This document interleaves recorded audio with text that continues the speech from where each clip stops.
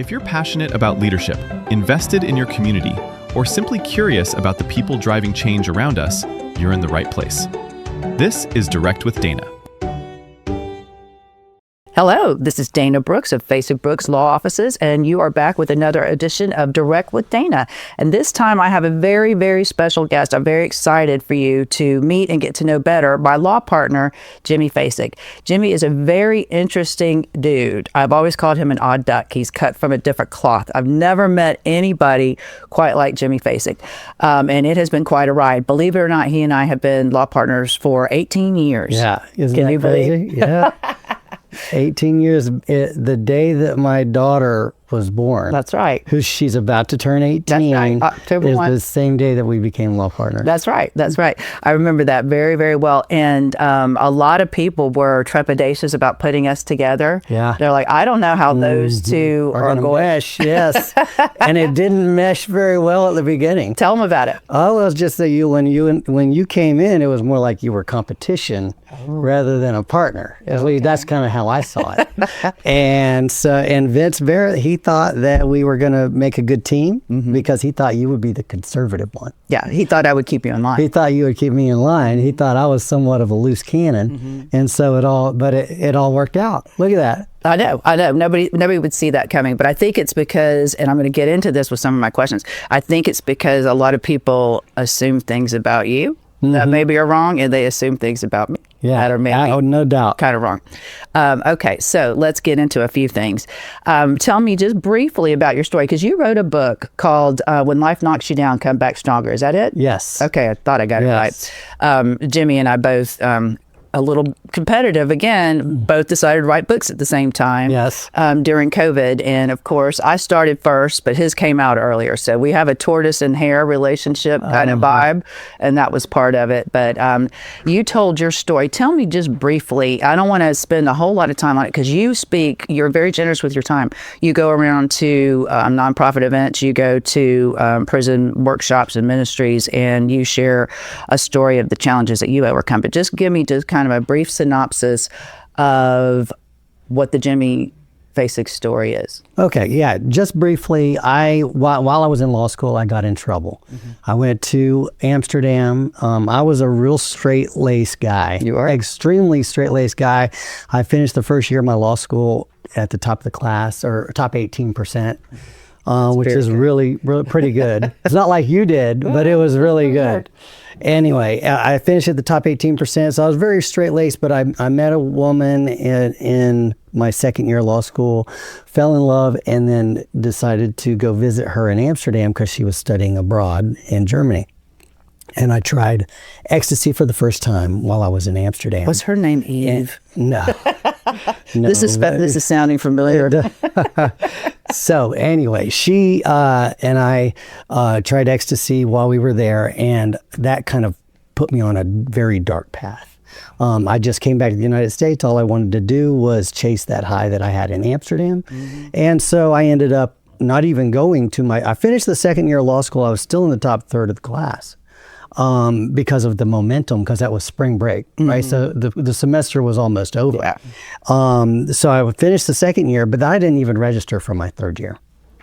And instead of registering for law school my third year, and it's a 3-year program, I became a drug trafficker. I started going down to I tried cocaine for the first time, and I got into that, and snowballed into other things. Went down to Miami, and I started bringing up kilos of cocaine, and I ended up getting arrested. And while still in law school. And so, I hadn't even registered. I wasn't even planning to register from my last year of law school. And then fortunately, by God's grace, I got busted. So I got arrested, and because I got arrested, I went to Vince Barrett, our former law partner, and I said, because you were working I was working there at Eubanks and Barrett, at the firm we now own, at the firm that we're now the owners of, as a law clerk. And but I went to him, and he said, "You still have a chance of being a lawyer." And so I said, "Okay, well, what do I got to do?" And I started making plans of coming out of this and becoming a lawyer. And I started right then. I just said, "You tell me what I got to do, and I'm going to do it." So next thing you know, I went to prison, and then while I was in prison, I was establishing the evidence that I needed to establish to prove that I was worthy of becoming a member of the Florida Bar. And then when I got out, I got a paralegal job at Eubanks and Barrett, and I worked there for 5 years. And then ultimately I became a member of the Florida Bar. I built the evidence that was necessary to prove to the Florida Bar that I was rehabilitated. You spent all those years making your case. I was making my case. I was building the evidence, and I actually started building the evidence right after I got arrested. After I talked to Vince Barrett, he had me talk to a lawyer named Jack Weiss, and he told me exactly what I needed to do. You were very lucky in a lot of reasons. First of all, to get caught, I think I agree with you, because that could have only kept going in one direction. Not good enough. And then you're also lucky in that you had more people who cared about you than I bet you realized. Yes. Is that a fair statement? Well, I would say I had more. Well, I had Vince Barrett. He was my guiding light, and he was fantastic. And then had your mom? He guided me along with him. Yeah, of course, I had my mom, and she was the one that stayed with me the whole time, and completely stayed connected. But ultimately, Vince guided me to Jack Weiss, who was a Florida Bar lawyer, and they told me what to do, and I did it. But ultimately, it came down to setting a goal that I was focused on, and there was no doubt in my mind I was going to reach that goal, and then planning it out and actually taking it step by step toward reaching that goal. So that's why I wrote the book, because as it turned out, that entire incident, which is the whole ordeal, became ultimately a source of strength for me, because I was able to overcome that challenge. I mean, think about the challenge of you're a convicted felon. Yeah. Right? I'm a convicted felon, and while I was in prison, I'm reading Think and Grow Rich 1,000 times, not 1,000 times, probably 100 times. So I read Think and Grow Rich over and over. I'm writing down my goals over and over. My prison cell mates are telling me that I'm crazy. They called me medio loco because I was talking about my goals all the time, and they were like, "This is not. You're crazy. You're a convicted felon. You're never going to." I said, "I'm going to be a lawyer and a partner." My goals were, I'm going to be a lawyer and a partner in a law firm in 5 years. And so ultimately, that actually happened. Literally 5 years later. In September, my goal was December 31st, 2005. In September 2005, the Florida Bar sent me a letter saying you've been accepted to the Florida Bar. And Vince Barrett came into my office that same week and offered me a partnership. And I want to stop for a minute, because if you're not a lawyer, you're probably not going to be as impressed by that. You are going to be, but as a lawyer, you're going to be doubly impressed, because how long were you out of law school? What year did you graduate? I graduated in 97. And you took the bar when you were, first of all, you had to serve, and then you had to get your rights restored. I had to get my civil rights restored. So you would be eligible to take the bar. And we had a governor then, and we haven't had one since. And I thank God for Charlie Crist every day, because he saw the good in giving people second chances and opportunities. It was actually Jeb Bush. It was Jeb Bush at the time, but you got your rights restored, because they don't do that anymore. They're hostile to it. And a lot of people don't want anybody with a felony conviction to be an attorney. Yeah. Because whenever you were coming around, they were looking at felonies like, was it involving things having to do with trust. Yeah. They were not looking at things like, drug trafficking and stuff like that as a complete bar. I don't know that you would have that opportunity now to do what you've done. But how long were you out of law school before you took the bar? How many years? It was 2005. So I was 97 to 2005. It was 8 years. That's a long time to try to retain something. You'll never get as good a score on that bar as you do right when you're out of school. And so to have to take it and study for it, pass it on the first try, and do it as well as you did, that speaks a lot of your commitment, but also your raw intelligence. Well, honestly, Dana, there was no possible way I was going to fail that bar exam. That's me too. I'm doing it one time. After everything that I had been through, to be able to take the bar exam and my plans and my goals, I was so focused. I literally locked myself into a a room, and Jeanette would basically slide food in under the door. No, I'm exaggerating, Right. but she barely even saw me because I was so focused on, and so I ended up crushing the bar exam. I knew you would. We're going to take a break here, and we are talking with my law partner, Jimmy Fasig, and this is Direct with Dana. We'll be right back after this.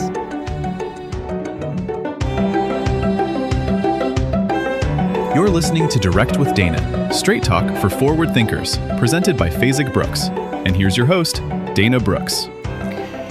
Hello, you're back with Direct with Dana. I'm Dana Brooks of Fasig Brooks Law Offices, and I have got Mr. Fasig with me today, Jimmy Fasig, my law partner of the last 18 years.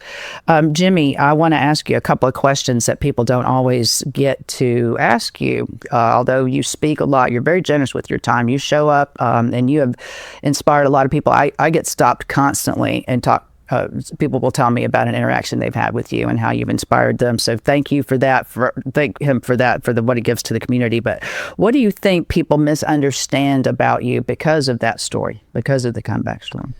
I think people are surprised to learn when they get to know me that it's not just a platitude for me. The idea of come back stronger, come back stronger is now our law firm's tagline. Has been for many years now. And we use it, but it's not just a platitude. This is my actual philosophy of life. Is what I live by. I mean, I honestly believe that every obstacle, every injury, every setback that we face is life's way of guiding us to become the best version of ourselves so that we can contribute the most we can to make the world a better place.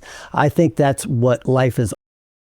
Not just overcoming something for the sake of overcoming it. It's about growing, evolving as a person. And that the more I have implemented that into my life, the more I've been able to live in complete peace and harmony, where I don't have bad days. He doesn't. I literally know people are surprised. They're like, "Is he like that all the time?" Do people ask you that, right? Constantly. Yeah, is he like that all the time? Yeah, this is me. This is me. I'm not going to change.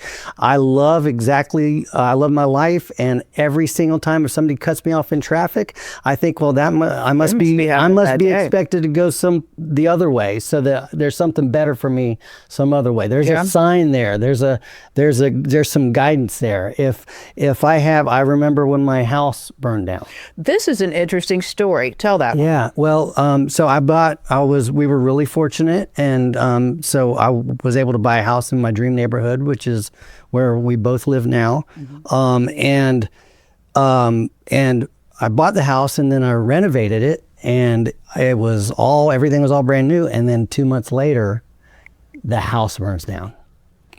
But here's the thing, as the house is burning down, I'm standing out in the yard, and here's my wife holding my dog in her arms, and she's crying and she's miserable, and she's and I couldn't help but think, because of my life philosophy and what I've been through, I'm thinking something good is going to come of this.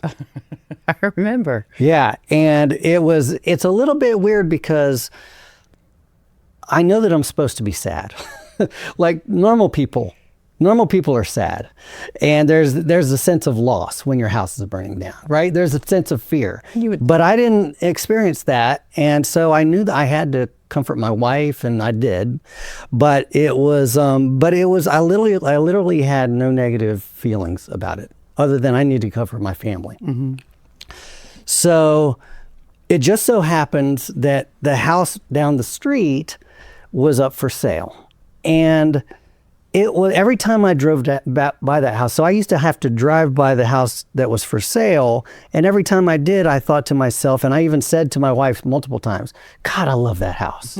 I love that house. And then we saw the house in a magazine. There was a designer magazine, right? It was featured like 7 pages and all the awesome furniture in it. And it was just absolutely gorgeous. And so I fell in love even more when I saw the magazine. And so anyway, it just so happens that that house just went onto the market. And so I called up my buddy Bert Pope, who's he's my best buddy in town. He's a realtor. And I said, how much they want that for that house? And he told me a price. And I said, you tell them that I will take it no questions asked, sight unseen. And then he called. This is a very Jimmy thing to do also. Well, but then he called me 20 minutes later and he said, no, he goes, I'm sorry, I got the wrong house. And the price that he gave me was like half of what it was. Yeah, so it was not, that was not the real price. Okay. Yeah, so that's why I jumped on it so fast. But anyway, at the end of the day, Jeanette and I go to Sage Restaurant here in Tallahassee, and we're sitting there having lunch, and we're talking about, what are we going to do? Our house is burned down. What are we going to do? And then walks in the designer, the interior designer of that beautiful house that had the 7-page layout. Her name is Tara, and she walks in, and I'd never met her before, but we recognized her from the magazine. Yeah. We said, hey, we recognize you. We love your work. We absolutely love that house. And she sat down and she said, if you like that house, you should make an offer on it. I said, well, it's out of our price range. She goes, listen, I know the owners. They asked way more than they expect to get from it. You should just make them an offer. Just serendipity of running into the right people at the right You should just make them an offer. And so the next thing you know, we make an offer on the house. Long story short, I'm living in that house now. Yeah. It's my dream house. Yeah, raised your girls in it. Absolutely everything I could ever want in a house. So it's but my philosophy comes true, and it's like every day this is happening for me, is that something apparently bad happens, and then it turns out to be something good. You are the original optimist. But for good reason. I've got a lot of reason to be You do have a optimistic. lot of evidence for why it's all about the philosophy is a evidence. good way to be. And think about it anyway, even if it wasn't right, what a great attitude to have when something bad happens to you, is the belief that it's removing something that wasn't serving you to make room for something that's going to be better. So that's just a great philosophy anyway. Let me ask you one thing. What is something that was in you at the age of 25 that's still alive in you today? Well, I was adventurous. I was a risk taker. And so and I think that has served me in my law practice. I do too. Quite a bit, because we have, lawyers, especially trial lawyers, have to take risks to be willing to try cases. I've never tried a case where I didn't have people telling me, you shouldn't be trying that case, man. That is a terrible decision to try that case. And so you got to be a risk taker in order to be successful as a trial lawyer. So that has stuck with me. The adventurous. In fact, I've been emboldened. I think it's even better than it used to be, because in the sense that I've developed some critical thinking skills over the time, discernment, power of discernment, better judgment. So I'm making obviously better decisions, more grounded decisions, but still with the willingness to take a risk. Yeah. That leads me to something else. What's a quality you have that makes you very good at your job, but might make it harder for you to live with or be in a personal relationship with? Makes me good at my job, but hard to be in a personal relationship. I think I'm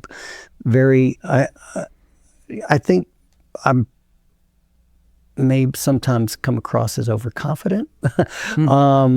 But you kind of need that in a lot of ways to take on big tasks. Yeah, but I mean, I guess sometimes in my personal relationships, it comes across as I feel like I know everything. I try to temper that. I do feel pretty confident because I've got some pretty good reason to feel confident in my intellect and my abilities, that kind of thing. But so I could come across as a little bit, a little bit like I know everything, but I try to temper that. I try to be cognizant of that. You talk about a lot of things that I would put under the category of resiliency. What is something you think you're not resilient about? Something I'm not resilient about. What slows you down or will interfere with your forward momentum? Dana, I mean, just to be completely forthcoming about that, nothing. I know that. That's why I wanted to know if you do that. Yeah. I don't see anything stopping me. I know. Yeah. I know that. Yeah. You have always been very much master of your thoughts, is the way I put it. I said, I've never seen anybody who can control their mood, their thoughts, actually your physiology, like you have. You've told me some stories of some amazing things that you've been through, because you've had some health challenges that you've had to literally get your mind around and take over. So you've always impressed me with that. But we're going to stop for a break here, and I'm talking with Jimmy Fasig, my law partner at Fasig Brooks Law Offices. This is Dana Brooks, and you are watching Direct with Dana. You're listening to Direct with Dana, straight talk for forward thinkers, presented by Fasig Brooks. And here's your host, Dana Brooks. Hello, you're back with Direct with Dana. I'm Dana Brooks, and I'm talking today with my law partner, Jimmy Fasig, and I'm asking him some questions that people probably are curious about and never get a chance to ask him. So I've got a couple of them here. What compliment means the most to you, and what is one that you get? You are so good looking. No, I'm not talking about me. I'm talking about you right now. No, what's a compliment that you get a lot that either you feel like doesn't belong to you or makes you think, oh, they don't really know me? Oh, interesting. Or maybe one that you don't particularly care about. Maybe you get complimented a lot and you go, I really don't like hearing that. So the compliments that I hear the most are, I read your book and it really inspired me. And I love that. That makes my day every single time. Or that I've seen you speak, or I've heard your story and it's inspired me. That has been great. I would say, but what compliments do I receive sometimes that I don't really own? I can't think of anything off the top of my head. What do you envy in other people? So to me, envy is like the ugliest emotion. I literally don't envy people. In fact, I'm excited when people are successful. I love it when people are beautiful and good looking. I love it when people are, they've living their best life. Yeah. And I think that I want everybody to live their best life and to be their best selves. And that's part of what I really want to do in my life, which I feel like I'm doing. I'm trying to, like, we take injured people and we try to help them come back stronger so that they can literally use the challenge that they went through as a platform to launch them into a better life. Okay, this is a good question. What is something you thought success would bring to you that it didn't? Oh, okay.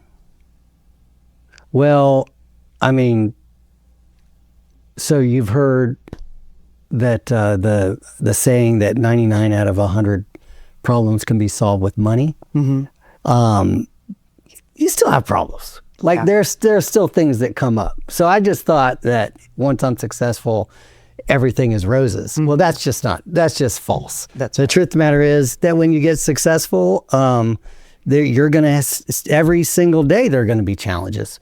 But I think also that that's part of life. That's the whole game, is that we're here to learn, to face and to overcome challenges so that we can develop, so we can really understand our true power. Without the challenges that we face, we don't really understand what's possible for us. We don't understand how powerful we can be. If everything was easy, it's just not the same. Right. Yeah. What got harder with success instead of easier? So, harder with success. Oh, I guess one thing is I feel like I lost some friends. I feel like I've lost some friends along the way. I feel like some of my friends that I really loved, they just didn't feel comfortable around me anymore. I can see that. Yeah. I can see that. Even sometimes family members. I wonder if it's success or the illusion of success, because there's a lot of successful people that you're looking at how much they earn, how educated they are, what their reputation is in the community, all the outside features of success. But we also plaster our faces everywhere. Yeah. And I noticed that is a big, big deal. I get treated differently. I I mean, it's very obvious that people treat you differently, and it's something that you have not earned the what they think of you because of that. And you hear about it when you try cases. Remember, whenever we go into a courtroom and the people would go, "Oh yeah, you know, you must be doing something right if you could afford to have all these TV commercials and stuff. You know, that must mean you're a good lawyer because you have to, you make money, and if you make money, you must be a good lawyer." Those sorts of things. How did you adjust to that level of fame? It's local. It's not, you know, you can travel internationally. Yeah. Nobody asks for an autograph, but you do get asked for autographs sitting in a restaurant sometimes. Yeah. You do get stopped. Yesterday somebody said, "Oh, never see you two out together," isn't it? Yeah. So how does that feel for you, and how does it feel for your family, do you think? I love it. I know, I don't mind it. I am not upset when somebody stops me on the street. Yeah, if you see me on the street and you want to say hi, please do. Yeah. I want to hear from you. I want to say hi. I want to know your name. Yeah, so that's Does it bother your family? Oh, Jeanette. My wife is a very private person. Yeah. And so she absolutely does not like it at all, and she would much prefer to live a private life and have her, be more to her family and close friends, so close knit circle. So there's a little bit of friction there, just in the sense that it makes her uncomfortable. Makes her uncomfortable when we go out and people come up to our tables and that kind of thing. I'll tell you what it did for me. You tell me. It made me develop very thick skin, because when you put yourself out there, you're a target, and a lot of people are just negative, nasty people, and they're like, "Oh, you think you're all that," and so they really hit you. And so if you're online, they'll really come for you. So that was very helpful to me, to be able to develop thick skin, give things perspective, the proportion that it needs to be, and it made me a better person, because whenever you are out in Publix and everybody's looking at you, you don't. You know, take 11 items into the 10-item lane, because somebody's going to snap a picture. Right. That's right. I've had friends, we'd be out and they'll go, "You know that person's over there taking a video of you right now, don't you?" And I'm like, "Just act right and don't do anything terrible and leave a huge tip." Yeah. That's my way of dealing with fame. Yeah. Okay, I got another question for you. What's the best decision you ever made for the wrong reason? Best decision I ever made for the wrong reason. All right. So... Oh, okay. All right. I got you. This is when I was that's a good question. I like that, because it reminds GPT. I know how to use it. It reminds me of when I was in high school, or I had just graduated from high school. I was working at McDonald's in the morning and Burger King at night. So I made Egg McMuffins in the morning and Whoppers in the evening. I worked like 70 some hours a week. And I was still not making enough money to make ends meet. My car was breaking down every day, oil leaks, had a cracked windshield. I had a floorboard that I could see the road. I mean, it was bad. It was bad. Not much like the car you drive now. No. And so anyway, my mom bought me these tapes that were called Psychology of Success by Brian Tracy. And she said, and so I started listening to them. And Brian Tracy said, if you're thinking about what you want to do with your life, think about what you would do if you knew you couldn't fail. That's right. So I thought to myself, well, I see these lawyer shows on TV, and the lawyers are always, they dress in nice clothes, they drive cool cars, and they get the pretty girls. So if I knew I could not fail, I'd be a lawyer. So it turned out to be a great decision, but now that I'm older and wiser, I realize there's more to life than nice cars and good suits and pretty girls. Although I don't have a problem with all that. I don't have a problem with all that. You seem muddled through. But I think that there's more to life than that. Let's see. What's the most expensive lesson you've ever learned that didn't cost money? Expensive that didn't cost? Oh, well, that's easy. I mean, that's easy for me. Other than that, do you have any other ones? Having like some other things, like, man, that was a hard-earned lesson? Or do you feel like, because a lot of people who went through what you went through, Jimmy, and I think this is what people probably assume and misunderstand about you, is there's no way he didn't relapse. There's no way of course, maybe you were just in the business of it and you weren't addicted. Not everybody is addicted who is in the drug world. So, maybe that was just a business thing for you. I don't really know the answer to that. But a lot of people, I think, assume that about anybody who's had any kind of a serious interaction with law involving drugs, that they're never really going to be out of that life.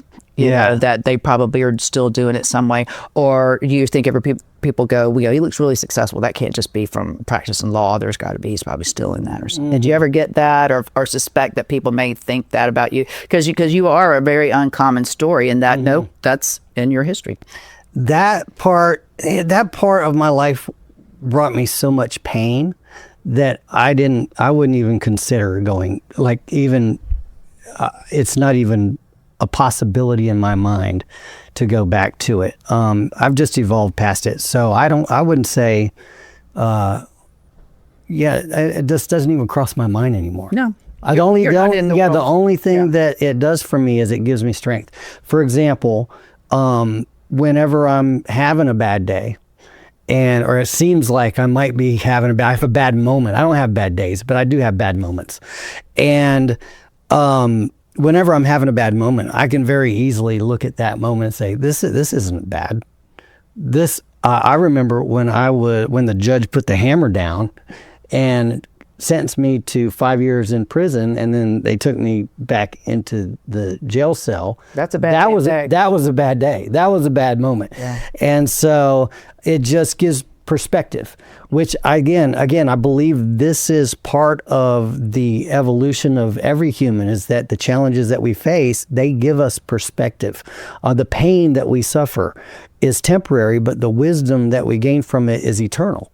Yeah. And so what it has done for me is it creates a sense of gratitude. Yeah. Create a sense of gratitude even for the challenges that I face. That's important. I'm going to stop you there. I'm going to follow up on that. We're going to take our last break here with Direct with Dana. I'm talking with Jimmy Fasig, my law partner. We'll be right back. You're listening to Direct with Dana, straight talk for forward thinkers, presented by Fasig Brooks. And here's your host, Dana Brooks. And we are back for our last segment with Jimmy Fasig. I'm Dana Brooks with Direct with Dana. I want to talk about our partnership. Okay, what is something that you think I fundamentally misunderstand about you?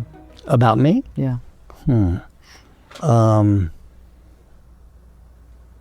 I don't think that you appreciate my skills as a trial lawyer. That is not true. I really don't think true. that you appreciate my skills as a trial lawyer. True. We have different ways of trying cases. That is not true. You asked the question. Okay, I'm going to ask you a different one.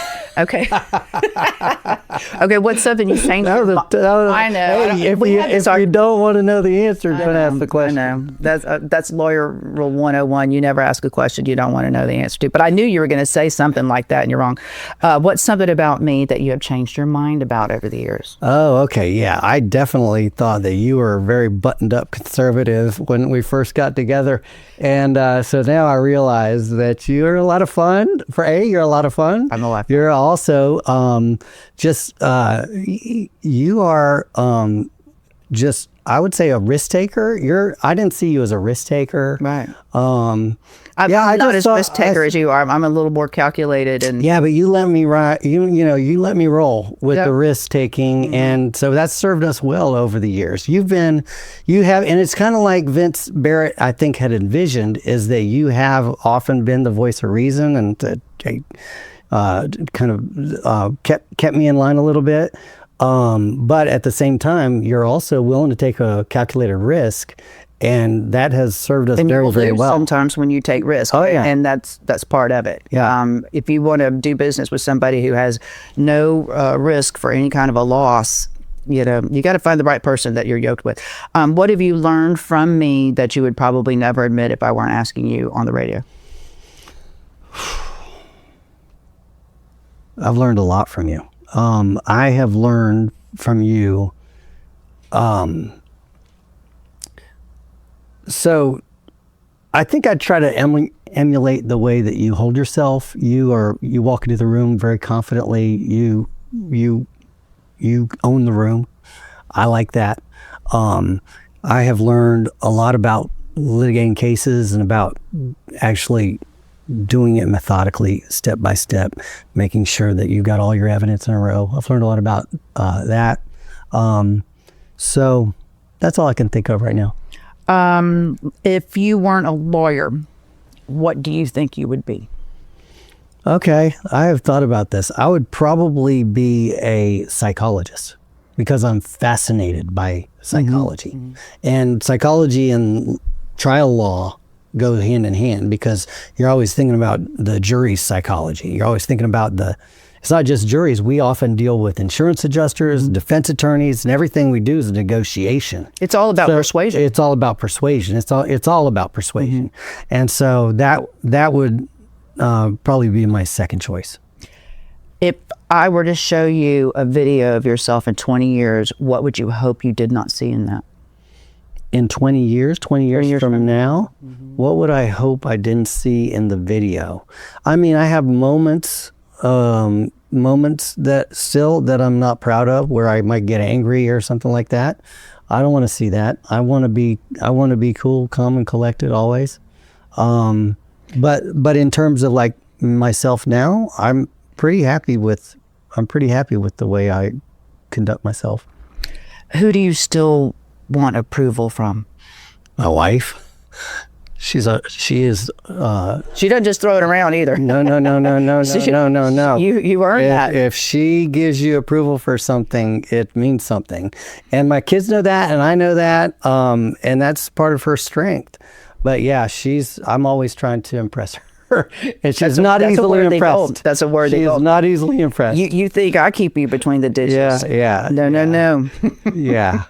No, without Jeanette, I don't think we would. Because you can just go ham on something. I mean, you don't dabble or wade into things. You find the most immersive way to get into whatever it is, and you go full bore on it. That's not always easy. As a spouse, I would not think. Yeah, that's true. That's true. That's a fact. But I've been lucky enough to have people like you and people like Jeanette in my life that are the voice of reason. They can kind of say, "Hey, slow your roll. Let's think about this for a minute." And also, but at the same time, she gives me the freedom to make some challenging risks, to take some calculated risks too. Yeah. So it's not like, so I've been blessed to have you in my life and Jeanette in my life, because that's a very hard balance to strike. Is that how much risk are you willing to take, and how do you know that you're doing this in a calculated way that's going to benefit, that has where the risk or the benefit outweighs the risk. Yeah, and from her perspective, this is an assumption I make, but I know from mine is, you don't want to kill somebody's right. Yes. Their drive and their energy. So it's difficult. It's a difficult thing to manage somebody with your enthusiasm and your energy and your unbridled belief in yourself. That's a very good thing, but it's also very difficult to manage because there's not a lot of people like you. It's not like people have a lot of experience managing people with that personality. Well, I appreciate you sticking with me for the last 18 years and taking on that challenge. Thank you so much. I like a challenge. You have 3 beautiful daughters, and they are the lights of your in your wife's life. If you ever heard them describing their dad to somebody, what would you hope that they would say?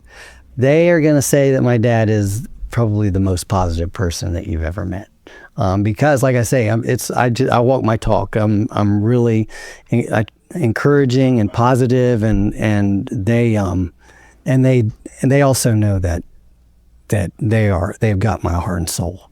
So, and you both produced 3 young ladies with very high self-esteem. Yes. That was the goal. Accomplishment. That was one of the goals. Yes. Why was that so important to you to have 3 daughters with extreme belief in themselves?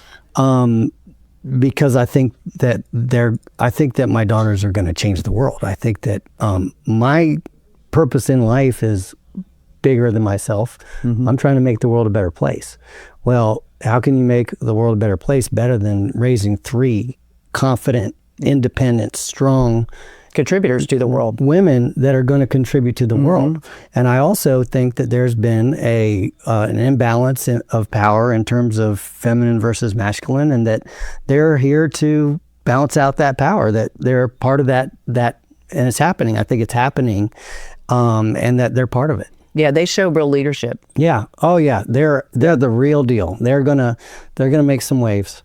All right, I want to finish up our interview with one last question. I asked you what you would be if you weren't a lawyer, but you are a lawyer, and you are one of the primary owners, a major shareholder of a very successful law firm with offices across North Florida, South Georgia, Alabama now. What is next for you? What do you want to do? Do you want to keep growing an empire, or do you want to say, no, I'm going to leave this over to some younger people, like was done with us, the opportunity to buy shares from some people who started our firm? What's next on the horizon for you? What would be, because you've accomplished so much, what would be challenging and rewarding beyond what you've done?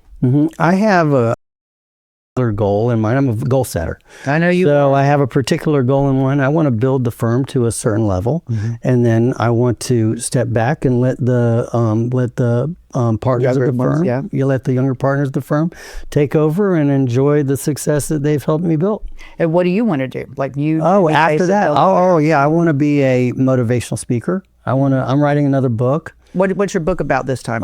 It's about. I am too, so I'm curious about it. What are you writing about? So I'm not going to tell you because I don't want you to copy and cheat and race again. I'm going to copy your book. You got it. Yeah. Anyway, this one is about all about maximizing the infinite potential in the human spirit. And so I believe that we're all standing on the precipice of an infinite number of possible futures, and that if we can learn to navigate our consciousness into the future that we want, that we most prefer, and if everybody really understands that they have the power to do that, that it's going to make the world a better place. The more people feel empowered, you know how they say, with great power comes great responsibility. I believe that with great responsibility comes great power. Yeah. Meaning that the more responsibility you take for your life and for the circumstances in your life, the more powerful you're going to become. So that's the basic theme of my book. I love it. You live that every day. Thank you, Jimmy, for making time to come in here and speak with me on this little show. It's supposed to be full of interesting people and the opportunity to ask them questions you don't ever get to ask. So I think we've accomplished that today. So this has been another episode of Direct with Dana, and we spoke today with Jimmy Fasig, my law partner, who is a very exciting, interesting dude. I'm glad you got to get to know him a little bit better. So we'll see you next time. Join us next week for another conversation that informs, challenges, and inspires. Be sure to like, subscribe, and follow the show for more content from Direct with Dana.